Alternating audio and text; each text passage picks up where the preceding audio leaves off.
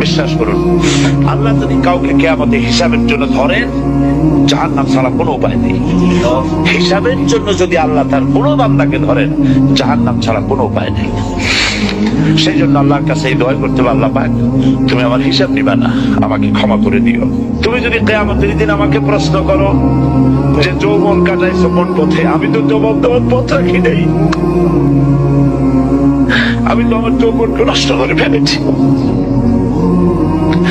তুমি যদি প্রশ্ন করো টাকা পয়সা কামাই করেছো কোন পথে, আমি তার জবাব দেওয়ার পথ রাখি নেই।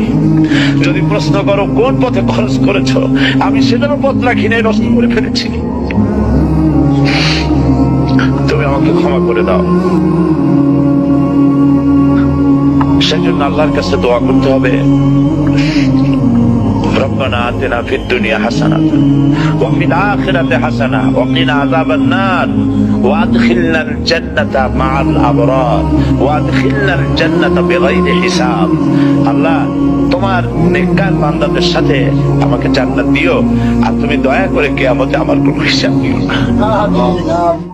বছরে একবার রোজা রেখে, বছরে এক মাস রোজা রেখে মনে করলে ইবাদত শেষ। 5 ওয়াক্ত নামাজ পড়ে মনে করলে ইবাদত শেষ। আমি প্রশ্ন করি, 5 ওয়াক্ত নামাজের নামই যদি হয় ইবাদত, 5 ওয়াক্ত নামাজের নামই ইবাদত, এটাই যদি হয়, তাহলে 5 ওয়াক্ত নামাজ পড়তে সময় লাগে কত? উজু টুজু করে বড় জোর 1-1.5 ঘন্টা সময় লাগে 5 ওয়াক্ত নামাজ পড়তে। তো এর নাম যদি হয় ইবাদত, তার অর্থ কি দাঁড়াবে? অর্থ দাঁড়াবে আপনি 24 ঘন্টার ভিতরে 1 থেকে 1.5 ঘন্টার জন্য আল্লাহর গোলাম, বাকি 22 ঘন্টার জন্য শয়তানের গোলাম হতে কেউ রাজি আছেন?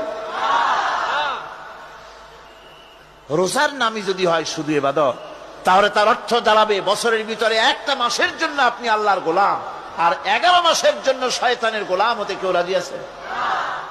তাহলে বিষয়টা কি? বিষয়টা হচ্ছে নামাজ, রোজা, হজ, যাকাতি শুধুমাত্র ইবাদত নয়, আনুষ্ঠানিক ইবাদত তো বটেই, কম্পালসারি ইবাদত তো বটেই, কিন্তু শুধুমাত্র নামাজ, রোজা, হজ, যাকাত ইবাদত শুধুমাত্র নয়, এগুলি হচ্ছে ইবাদতের পার্ট, ইবাদতের অংশ।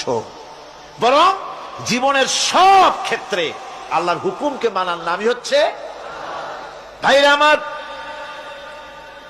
একদিকে নামাজ রোজা করছি, অন্যদিকে আল্লাহর আইনের প্রতিটি ধারাকে লঙ্ঘন করে চলছে, মিথ্যা ওয়াদা করে।